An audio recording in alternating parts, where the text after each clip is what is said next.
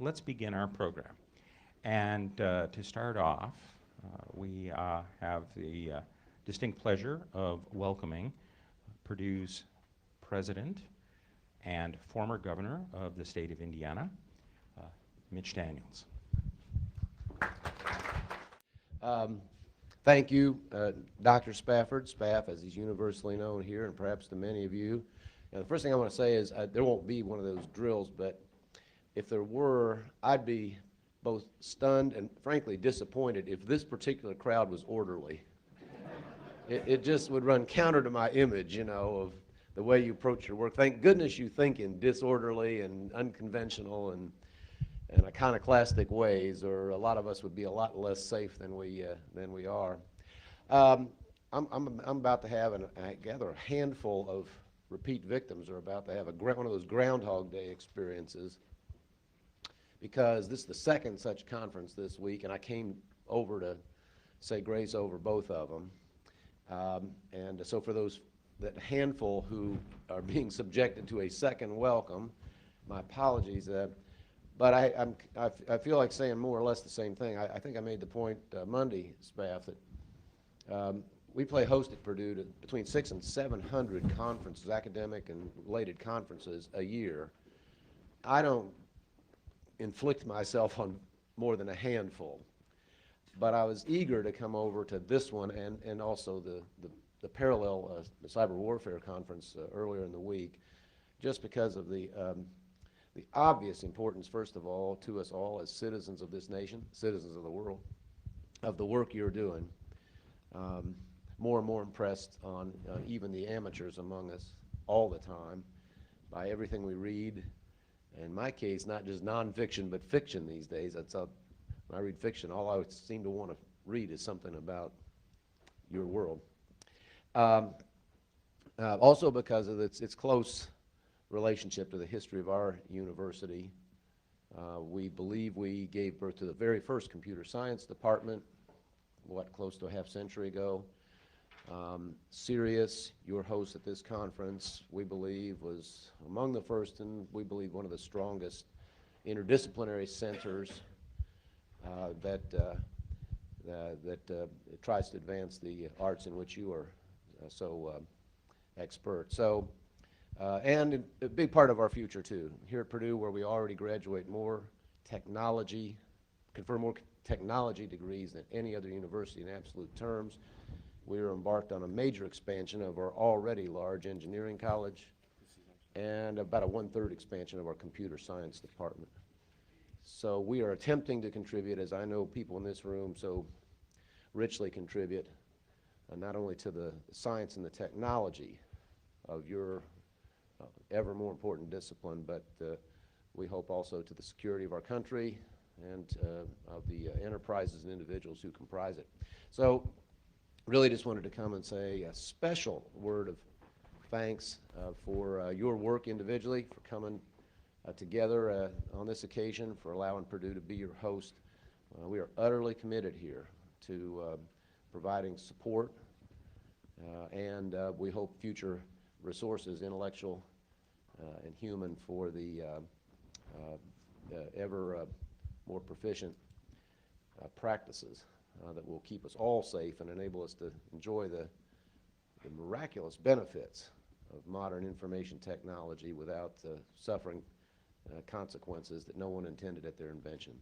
So thank you so very much for being here. Have a great, great conference. Special thanks, by the way, to Amy Hess and those others who are here who serve us either in military or law enforcement capacities. We're enormously grateful for your public service and your leadership on this subject particularly. Thanks a lot. Traditionally, at this event, we have several speakers. We have 2 designated keynotes. We generally have one person from industry with a leadership position to provide a perspective of what's going on, and one person from government in a position of leadership to also provide a view of what's happening there. And for our speaker from government, we have someone who is an Indiana native. And you might sort of wonder at a point, how does someone who grew up in little Jeffersonville, Indiana, end up being one of the highest ranking officials at the FBI? Well, I can tell you part of the answer is getting a degree from Purdue. But then there's also a lot of hard work along the way. So our speaker, as I said, grew up in Jeffersonville and knew from an early age that she wanted to either be an FBI agent or an astronaut. And that path, it's an interesting choice, and I'm not going to go into that further. You could perhaps ask her later. But pursuing that choice, she came to Purdue and did a degree in astro-aero here at Purdue. After graduation, she discovered that one needed 20/20 vision to be an astronaut. And I don't think LASIK was quite developed well enough at that point yet. And so the FBI route was the one that she took. I have, as some elements of bio, that at the FBI, she started off as people do there as a special agent involved in investigations of fraud, of narcotics trafficking, violent crime, and did all of that at Kansas City as a first assignment. Then went to Louisville, where she worked domestic terrorism, and was the principal firearms instructor. So that also says that her vision is good enough.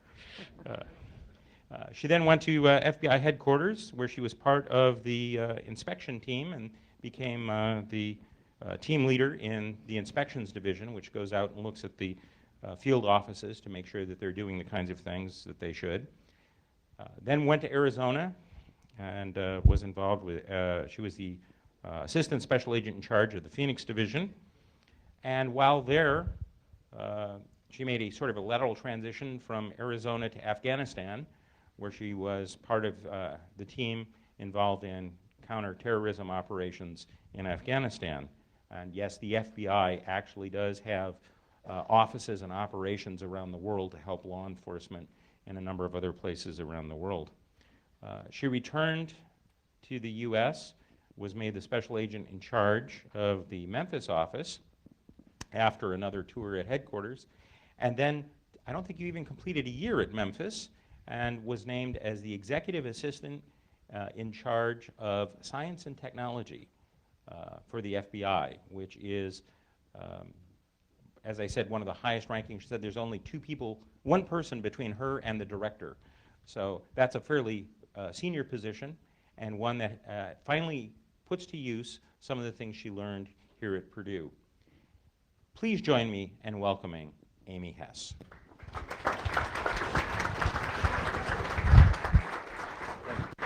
Appreciate it. Thank you, and good morning. Again, appreciate the invitation to be here and address all of you today. Certainly thanks to Dr. Spafford and the staff and everybody who went behind the scenes to put this event together for you. I am thrilled to be here. Certainly I am excited to be back on campus, to be here for what I hope will be certainly a productive dialogue on the challenges faced by government, by industry, and by academia as we grapple with this thing called cybersecurity.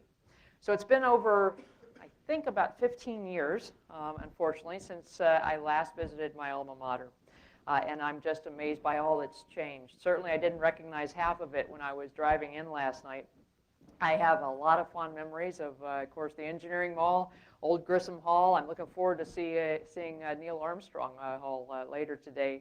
I remember walking to class in sub-zero temperatures, and last night it was very consistent with what I remember.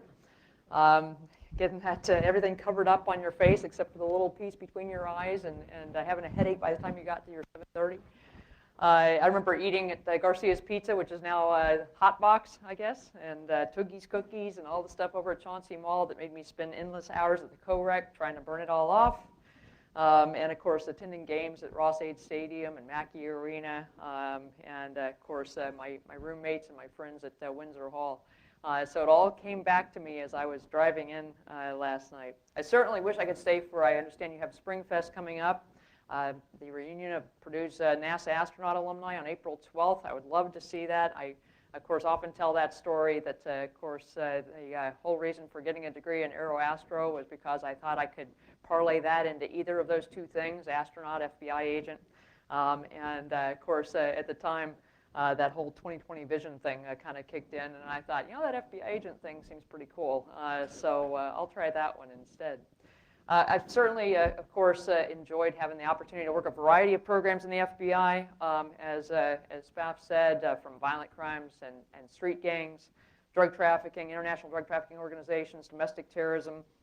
And with each successive level of management, I've had the opportunity to oversee both domestic and international operations, which has just been an enlightening experience for me as well. But I returned to my engineering roots finally when I was named the Assistant Director of the FBI's Operational Technology Division.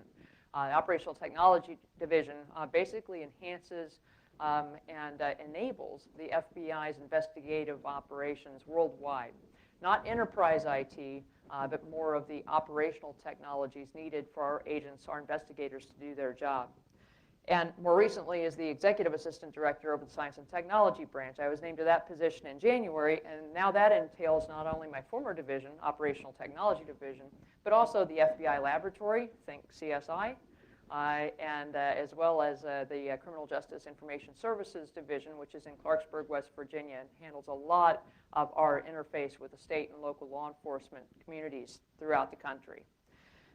Each of these divisions, of course, encompass a variety of programs and a variety of specialists, highly trained cyber specialists, scientists, and engineers that I am proud to have the privilege to represent, because everything they do, I've found, impacts in some way the FBI's investigations. The FBI's operations are supported by something that those individuals do on a daily basis, both in the law enforcement mission as well as the national security mission as well. Now, at the recent RSA conference, our new director, new as of last fall, FBI Director James Comey, spoke to an audience, a very large audience out on the West Coast of private sector cyber experts, similar, of course, to what we find here today. At that conference, he opened his remarks by expressing a desire to do a better job of listening to our law enforcement partners, our intelligence counterparts, and of course the private industry and academia, to get a handle on each of our perspectives and what we need from each other. He referred to active listening as not Washington listening, which is where you just nod your head and eventually say what you're going to say before the person across from you began talking, but rather actually listening to what they're saying and listening to their concerns.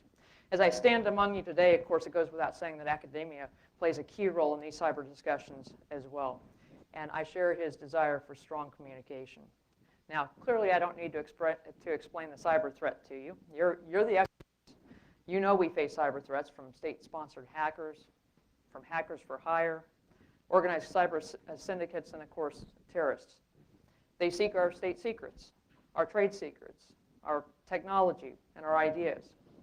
They may seek to strike our critical infrastructure and our economy. The threat is so dire that cybersecurity has topped the list of global threats identified by the Director of National Intelligence for the second consecutive year, surpassing both terrorism and espionage, and even the threat now posed by weapons of mass destruction. Given the scope of the cyber threat, agencies across the federal government, including the Department of Homeland Security, Department of Justice, and the Department of Defense, are making cybersecurity a top priority. Within the FBI, we're trying to target those highest level intrusions, the biggest and most dangerous botnets, state-sponsored hackers, and global cyber syndicates. We want to predict and prevent attacks rather than reacting after the fact, much as we approach terrorism over the past 2 decades. At the same time, we're also combating the proliferation of sophisticated technologies and the commission of traditional crimes. Terrorists and criminals both are exploiting the very technologies which enhance our daily lives to enable and to mask their nefarious activities. So FBI agents, analysts, and computer scientists are now combining their technical capabilities, their strengths, and their traditional investigative techniques, such as human sources and wiretaps, surveillance and forensics. And they're all coming together to fight cybercrime. We're working side by side with our federal, our state, and our local partners on cyber task forces in each of our 56 field offices. And we're training our state and local counterparts to triage local cyber matters so that we can focus on national security issues. We're also working closely with our federal partners through the National Cyber Investigative Joint Task Force, or the NCIJTF. Now, every key federal player is right there in one space: DHS, CIA, NSA, Secret Service, and many others, sharing cyber intelligence and working cases together. No turf battles, just solid teamwork and collaboration in a location just outside of Washington, D.C. As mentioned before, we're doing a lot of work overseas, internationally. Our legal attaché offices overseas coordinate cyber investigations and address jurisdictional hurdles and differences in the law from one country to another. As you know, what is a criminal violation in the law in one country with regard to malware or intrusions may not be illegal in another country, and that presents difficulties for our operators overseas. We have special agents embedded with police departments in cyber hotspots, including Estonia, Romania, the Ukraine, and the Netherlands, where they're working to identify emerging trends and key players. But this isn't enough. We need to do more. We can't do what we need to do with our private sector partners or without constructive dialogue with academia, with you, the people here in this room. Private industry and academia, of course, are primary victims, as you know, of the evolving cyber threat. But you're also key to defeating it. And we need that. You have the information on your servers and in your networks. You have the expertise and the knowledge we need to stop the attacks. And we want to actively listen to your concerns. We understand the reluctance to report intrusions, either because of the worry that the government is going to come in and start rummaging around private networks, or because of the fear that someone's reputation is going to take a hit. You may be worried about the loss of confidentiality and liability issues. Private industry, and especially in the research arena, where there's strong emphasis on information sharing, this is obviously a real concern. The problem is that we, as the government, are not always real clear on what information we need from private industry or from academia. And there's a concern it'll take too long to provide it when we do tell you what we want. There's no unified threat reporting system, and there's still some confusion about the lanes in the road. Who's responsible for what in the federal government when it comes to cybercrime? And how do you know who to turn to? And how best to navigate that federal bureaucracy? In addition, it often seems that the information flow is just one way, to the government. Yes, we have information that we cannot always share for a variety of reasons, but we are doing our best to change that. We need to share as much information as we can, as quickly as possible, and in the most usable format, so that you can take action. We need to continue to reduce our time needed to reduce our victim notification backlog, so that you can take steps to minimize any breach. And we need to clarify what we're looking for when you discover that you've been attacked. When industry has been attacked, we need to know how that happened. Now, we understand that industry needs to zealously guard proprietary information and data. We want to be surgical and precise in what we're looking for and what we'll do in order to get that information. We need to do to help them to protect those privacy rights and maintain that competitive advantage. We want to work with private industry to figure out what happened and who is responsible, get that attribution so that we can better defend the networks and the data, identify emerging trends, and protect the public. But we have to work together in order to see the whole picture. For example, we can patrol the streets and say, yep, streets look safe, but if there are big walls on either side and I can't see through those walls, I don't know what's going on the other side of those walls. I don't know what's really happening. And we need your help to understand that, to understand what's happening on the other side of those walls, so that we can do our job, the job that the American people have entrusted us to do, which is to protect you and the citizens of the U.S. We must provide incentives and means and the assurances to share information quickly and accurately as a matter of course. And effective partnerships are one way to do this. Now, the FBI has several great partnerships with the private sector already in place, such as the Domestic Security Alliance Council, which brings together security professionals from all across industry, InfraGard, which you may be familiar with, and the National Cyber Forensics and Training Alliance, or NCFTA. As I said, many of you may be familiar with these groups, and many of you contribute to their work already. But these partnerships are key. They're important. We also need to cultivate one-on-one relationships. Our special agents in charge and their deputies in every field office should be on a first-name basis with key industry and academic partners in their communities. When I was in Memphis, I certainly did the same, reaching out to my academic and my industry partners so that we had that one-on-one relationship, so that we didn't have to introduce ourselves to each other when the crisis happened. That's important. And if that isn't happening, we need to fix that. I know that certainly here in the Indianapolis field office, under the leadership of the SAC, Bob Jones, that is happening. And certainly they are on a first-name basis. But as the saying goes, the time to repair the roof is when the sun's shining. And it's cloudy out there right now at best. We also need to share information in real time, machine to machine. To date, we've been fighting DDoS attacks at human speed, sending malware indicators, host names, and IP addresses to those in the private sector. But we understand that sending a whole laundry list of IP addresses without any context isn't really that useful, and it puts companies at risk of blocking legitimate web traffic. That's why we've created the FBI Liaison Alert System, or FLASH. It's intended to send specific data used in an attack, and that data that we believe will be used again. We're providing the ISPs with the information they need to shut down compromised attack nodes. And whenever possible, we have warned potential victims of pending network attacks so they can shore up their defenses. But human speed just doesn't cut it. The cyber threat is too pervasive, it's too persistent, and it's too fluid. Imagine a day where intelligence from combined sources, the government, antivirus companies, the providers, the financial services sector, and communications companies is shared instantaneously, machine to machine, pursuant to law and with strong privacy protections in place. What if we were able to stop much of the malware as it transited the networks, not after it happened? It's no longer good enough to identify malware as it attacks your system. We need to get in front of it. We must be able to break down each intrusion into distinct phases. We need to create a blueprint, because even our most sophisticated adversaries will try to repeat successful attacks. We need to examine their patterns and their behaviors and determine how they operate and how best to stop them. We must build an intelligence-driven predictive capability, much like we did with counterterrorism.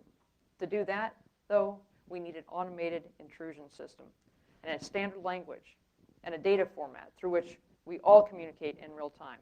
And of course, we need to do all of this while being mindful of the need to protect privacy and promote innovation. But how do we get there? In the FBI's Operational Technology Division, where I came from, we've created a malware repository and analysis tool known as the Binary Analysis Characterization and Storage System, or BACS. It provides near real-time investigative information. It's intended to help us link malware in different jurisdictions and paint a picture of cyber threats worldwide.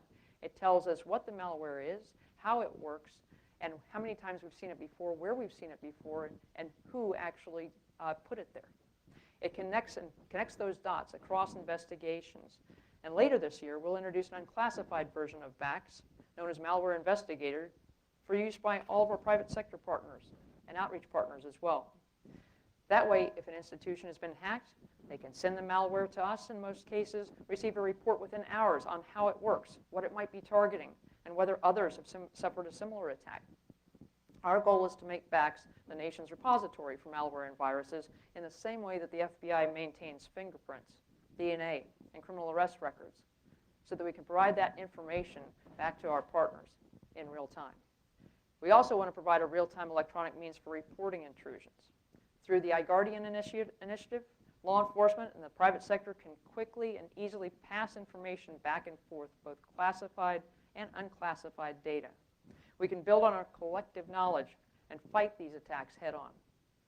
Now, this is the model we're striving for, using intelligence gathered from our own authorities and our own partners to stop a threat before it becomes a problem. This is the only true incentive we need to prevent as many attacks as possible. Now, I want to touch on privacy issues for just a moment.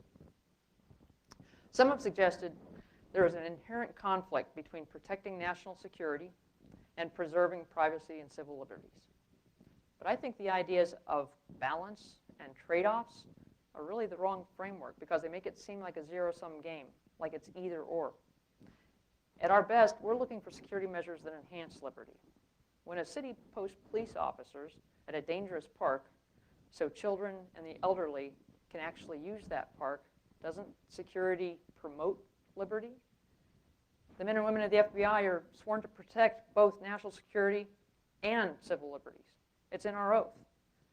It's not a question of conflict. We have to care deeply about both in every investigation and in every program. The fact of the matter is that the United States faces real threats from criminals, from terrorists, from spies, and malicious cyber actors. That's reality. To stop those threats, the government needs timely and accurate intelligence to identify threat actors and to figure out what they're doing, to figure out what they're planning. That means we need to conduct electronic surveillance and collect data about electronic communications. Those are proven methods for preventing attacks from occurring and for assigning attribution to the people who did it. Now, the real question is, how do we do that in a way that allows us to prevent bad things from happening to our own people and our own allies, but at the same time protect privacy and civil liberties, and yet still promote innovation? Now, I'm not an alarmist, but I'm in a serious business. So I want to ensure that when we discuss altering tools that we use to collect information on an individual who we believe is engaged in or connected to a criminal, terrorist, or other unlawful activity, that we understand the benefits and the trade-offs. The same is true when we allow the effectiveness of those tools to erode gradually over time, because law doesn't keep up with technology at a fast enough pace. The law either fails to be updated, or when our tools become less effective, through unauthorized disclosures of our capabilities. That impedes our ability to do our job. Now, intelligent people can and do disagree. That's the beauty of American life. But we need to make sure that everyone understands the risks associated with the work we do and the choices we make as a country. The same considerations exist with regard to cybersecurity. Before he left us last year, Director Mueller commented that he believed cyber issues would come to dominate the FBI as counterterrorism had dominated his time as director. And I believe he was right. We must be agile and predictive on every front, just as we were with counterterrorism. And we must use every tool and authority at our disposal to stop these malicious activities from occurring. Now, of course, the cyber threat is different from the terrorist threat because we have not yet experienced a watershed event like the attacks of September 11th. But we all recognize that we're at risk and that we must act quickly. We must plan ahead. Much is at stake. Look, these are tough issues. I know there are legitimate questions and important things to discuss.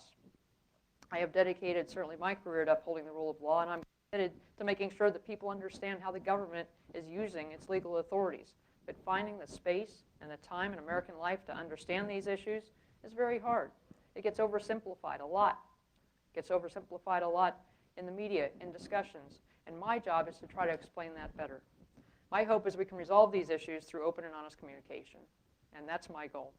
It's our director's goal for the FBI in our interaction with our state, local, and international counterparts, and with all of you. We simply must work together and play to our strengths. When it comes to cybersecurity, you have the technical expertise, the infrastructure, the innovation. You're often the first to see what's coming over the horizon. We have the law enforcement and the national security and the intelligence capabilities and the global presence. We're each playing to our strengths, but even that really isn't enough. We've got to play as a team. It won't be easy, and we won't always see eye to eye. But as the basketball coach Phil Jackson said, and I tried to look up Gene Katie, but I couldn't find a good quote to apply here. The strength of the team is each individual member, and the strength of each member is the team. We need to figure out how to combine our strengths, and that'll take time and a lot of active listening. But the FBI is in this for the long haul. We really are and want to be on your side, but we'll do everything we can to protect your data, your innovation, your intellectual property, not to mention your friends and family, and keep them safe and secure. In the FBI, in the Operational Technology Division, I committed over 3 years to making sure that happened. Certainly that division is responsible for a number of electronic surveillance capabilities, and trying to keep up with the changing technology while at the same time applying the rule of law is very challenging. Now, of course, in my new position as governing all of the science and technology pieces of the FBI outside of enterprise IT is further challenged by our ability to share information with state and local partners and making sure that information is in real time. And we're getting in real time and pushing it back in real time. Some of the things that certainly that I look forward to working with you and all of our colleagues on is trying to improve, because we know that we have a lot of work to do in this area, a lot of work to do on behalf of the government to make sure, first of all, that we explain our authorities, that we explain why we need the information that we need, but then also to assure that those civil liberties are protected. I look forward to working with you down the road. I'm certainly proud to be an alumnus of this great university and all that it represents. And certainly I thank you for having me here today. I know that we're going to have a lot of good discussion here shortly in the fireside chat, and I look forward to that as well. But currently, I'm certainly open to any questions that you might have.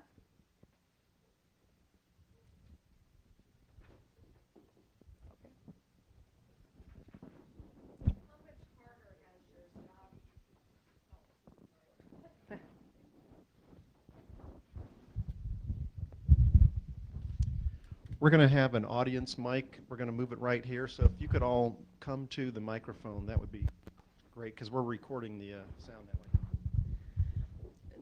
This may be an obvious question, but how much harder has your job become with the NSA stories and the WikiLeaks and all of those things that have been brought to the forefront of the media? Good question. So one of the things, first of all, it has made our job more difficult. I think that anytime there are disclosures, even with another agency, that it impacts all agencies who may use even a fraction of the same type of framework. If it's not book collection, perhaps, it's specific types of technology. Now, granted, when we approach our problems, we have those court authorizations, those court orders in order to do that.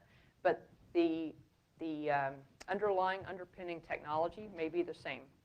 And when that's disclosed, of course, then it presents a risk that, first of all, the investment that we put into that technology, secondly, that our adversaries, of course, can take steps to preclude that from happening. And of course, whatever other repercussions that might have, we see those impacts to say that now perhaps our targets, our adversaries, may be avoiding the use of that technology because now it has been disclosed. And those are certainly real concerns for us and have been.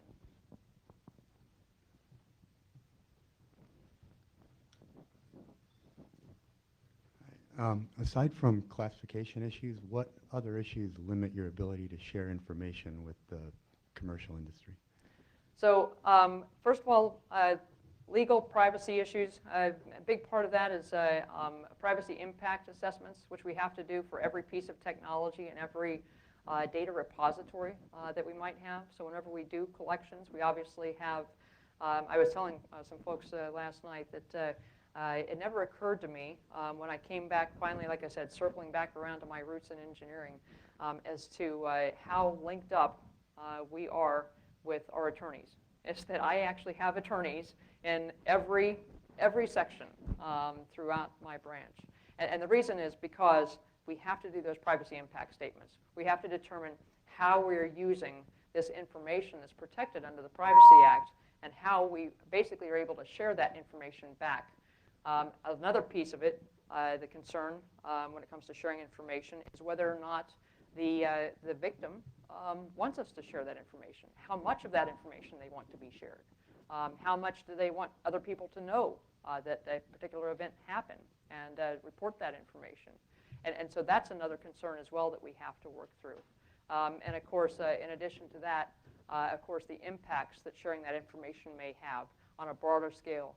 Much as the disclosures we were just talking about, if we share too much information about how that happened, with the opportunity or the likelihood that that information may go beyond its intended recipient, then we have to be cognizant of that as well. And of course, the classification issues when it comes to national security information, we have to protect that and do that as well.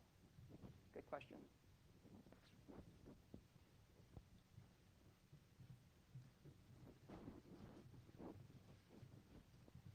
Hi, Kevin Roundy from Symantec. I just wanted to ask you to elaborate a little more on the incentives that you see for companies that might have been breached to be sharing this data for you in the long and short term.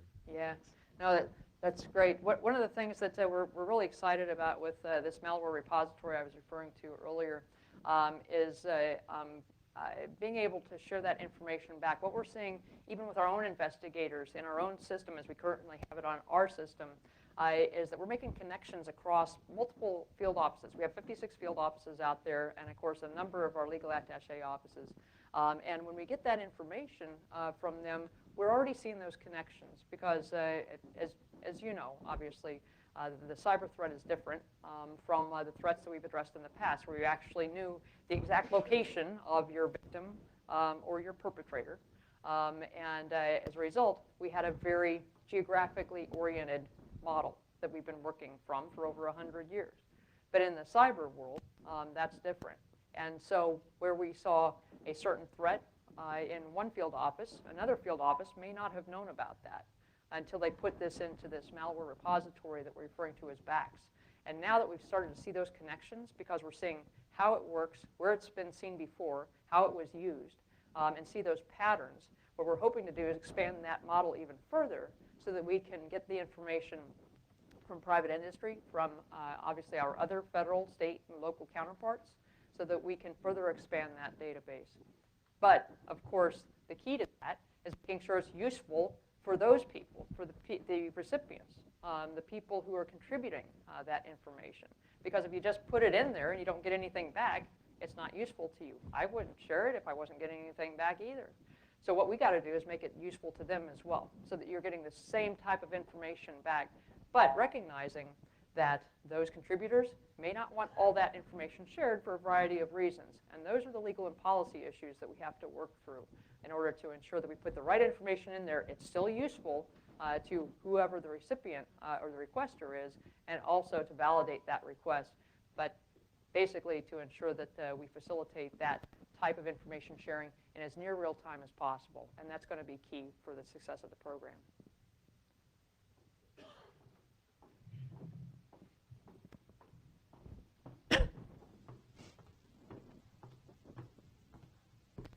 First of all, thank you for being here. And secondly, can you talk to what you are doing to help agents in the field stay abreast of all the new technologies and threats? Yes, absolutely. Are these mine? Oh, okay. I don't want to take somebody else's water. Thanks. No, thank you. That's exciting. An exciting part of what I do is in the branch that I currently represent. We are very keen to elevate the capabilities across the FBI.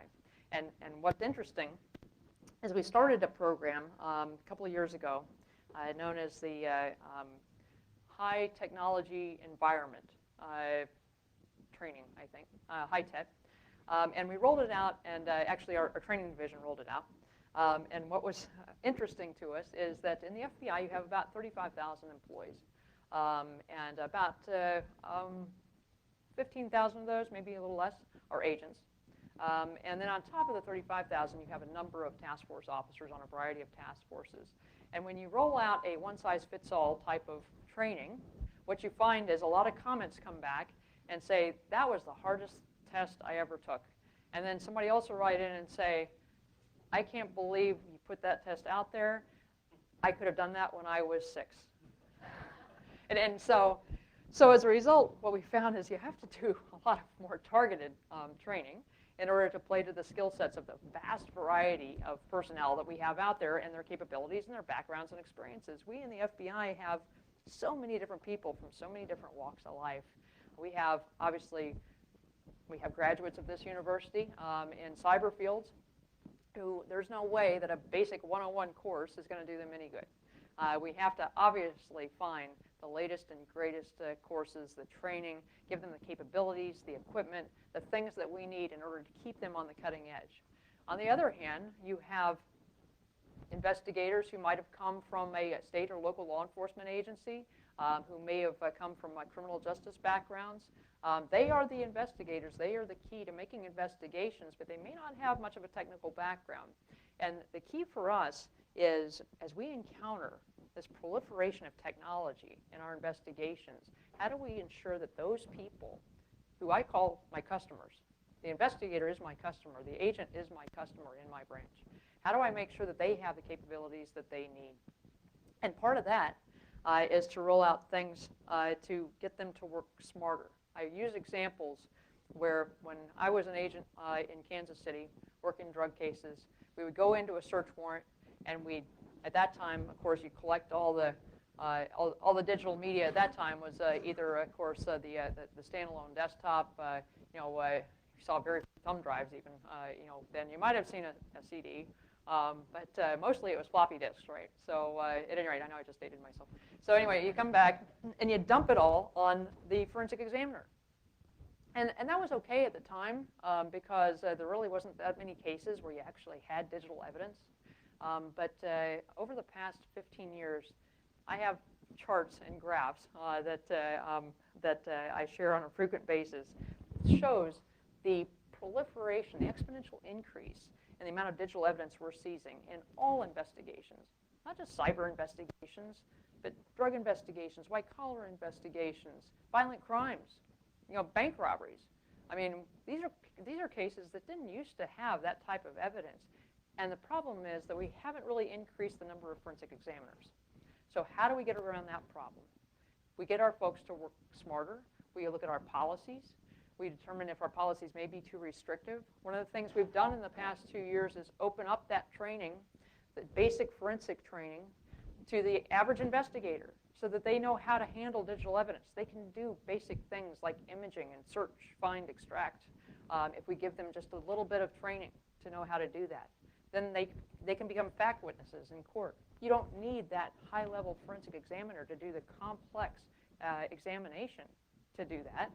90% of their cases may simply be an imaging search, find, extract type of capability. The other thing is to build, I call them arcade games. They look like arcade games, but kiosks, digital media kiosks, loose media kiosks, so that when the investigator comes back from that search warrant, I can plug it in and see what's on there without altering the evidence in any way. Just being able to see what's on there will allow me to then get that additional search warrant, to get that arrest warrant that I may need in order to make my case. Those are things that used to take months because we only had a select number of forensic examiners to be able to do that work. So it's that type of thing where we're trying to train the investigators to learn how to use these tools, to acquire additional skills, and to really understand what it means when they encounter digital evidence and how to handle it. But on top of that, electronic surveillance capabilities to try to teach them when it's appropriate and when it's not.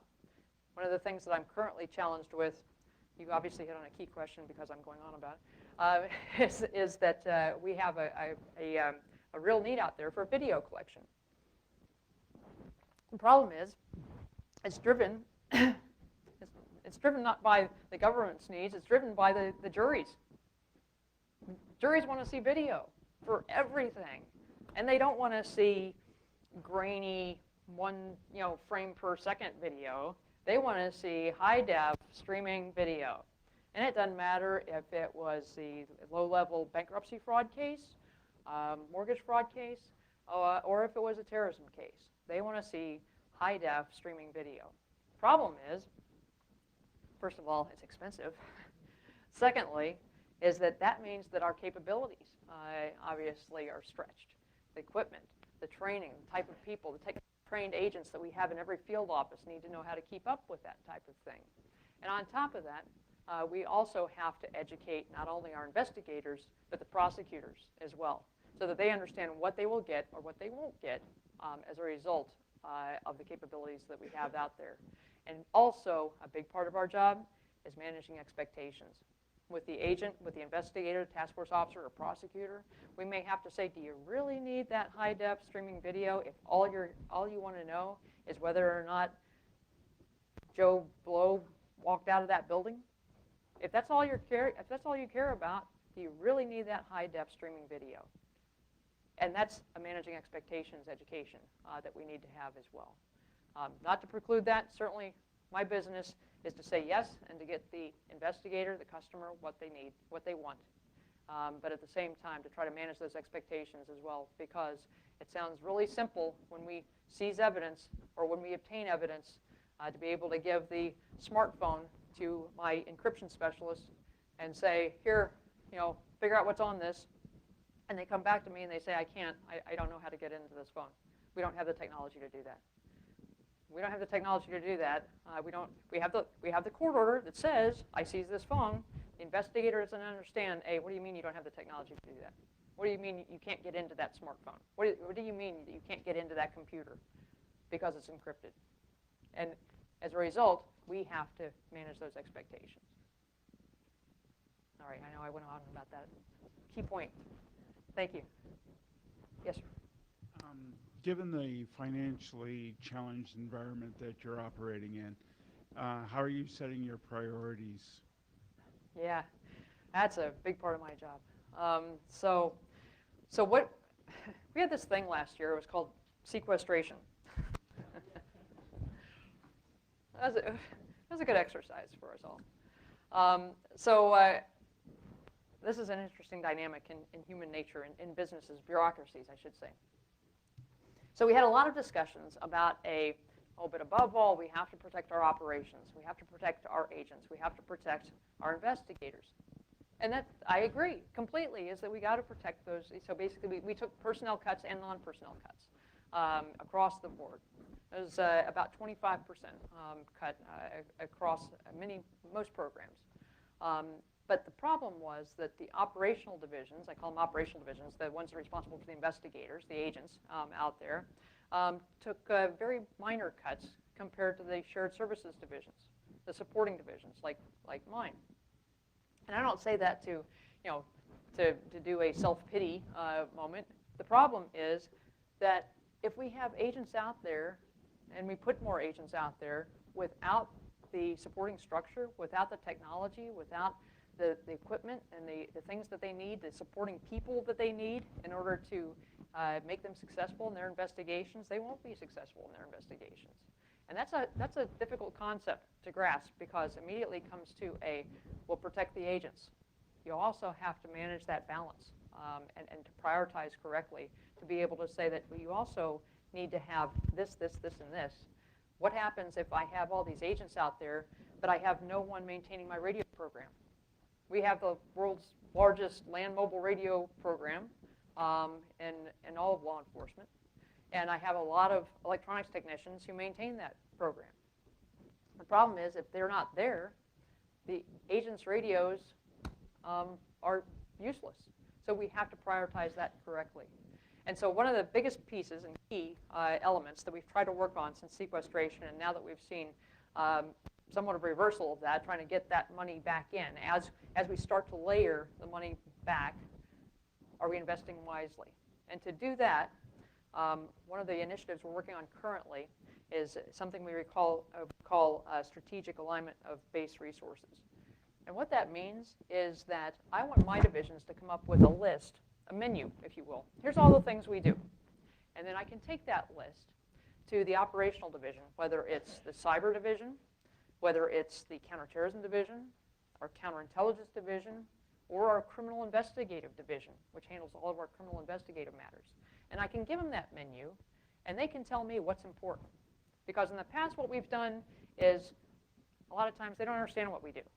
They see a list of a menu of 864 items, and they say, I don't know, you tell me. You tell me what's important.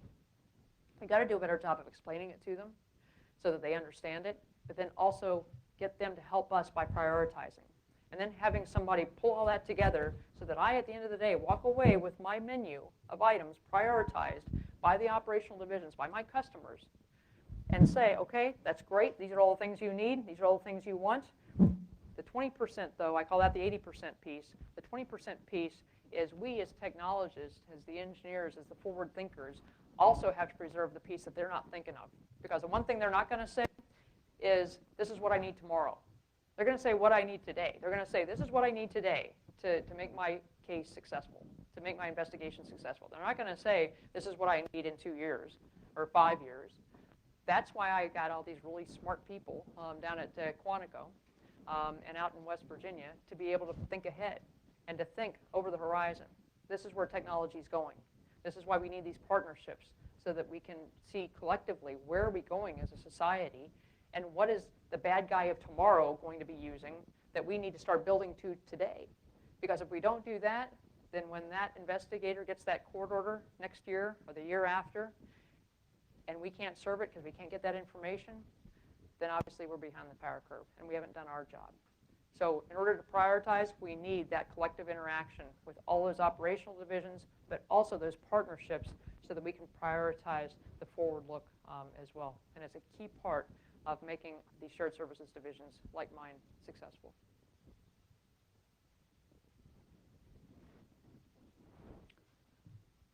As an illustration, just for me at least, to better understand the process, could you give us an example of a cyber investigation, an incident that happened, and how that process unfolded and how the organization works? So, yeah, sure. Basically, when first notified, whether we find out about the attack or ourselves and notify the victim, or the victim notifies us, the key piece that certainly our cyber division, our cyber operational division, wants to do is to get to that attribution. And the problem is, what we found is that getting to that attribution used to involve multiple offices. Because one office may encounter it, they may see it transit the network, you may have multiple hops. So wherever that intrusion was happening, if a field office thought that they had a hop, then they would open a case. And that was part of the confusion that came in as to, well, who really owns this? Where did it really start? We don't know who started it, where it started, then who really has the lead role in that investigation? And so one of the things that we've done is to try to manage that back at headquarters, because it's a very different model from what we're used to in the past. And so once we realized that that's the best way to go about doing this, and also that's not just for FBI, that's also for all the other agencies that may be aware of that intrusion as well, to make sure they're all talking in the same room so that we can say, okay, who has the lead here? Let's talk that out in basically a war room type of structure, and to say, okay, now let's see what we can do about it. Now, as far as the legal and policy confines of figuring out, not only to certainly notify the victim, to shore up, the defenses, so that we can prevent further damage from occurring, but also how do we reach into that network? Now you've brought up all kinds of legal and policy concerns as to how far do you go. If the victim may not want you in their network, or they say, yeah, I'm okay with you getting in my network, but what happens after that? What happens beyond that? Now you've obviously encountered a whole variety of policy and legal hurdles and concerns. And that's where I was talking about you have to have those attorneys come in, to make sure that we're not only not violating domestic law, but international law as well. And that's where we need those partnerships overseas, too. Because what may be illegal in this country, maybe from where it originated, that's not a problem. And as a result of that, we have to have those types of agreements in place as well, so that we get that mutual assistance from those countries. But it's a very difficult process to walk through all of those legal and policy hurdles in real time in order to get to that attribution. But regardless, that's exactly what our cyber division is set up to try to do, and to walk through those exact problems. My division's responsibilities is to support them from a technology perspective. So in other words, to make sure that they have the techniques and the tools in order to get that attribution, so that they know what the malware does, so that we have the network set up so that when one office encounters an incident and they're talking to multiple other offices, they can communicate in real time. They can actually see that malware and get in there and play with it on an operational wide area network that will enable that type of virtual case brainstorming sessions that we need to have, so that our technologists, our computer scientists, our cyber investigators can all talk collectively virtually and looking at the same type of data. So that's where my divisions come in to that picture.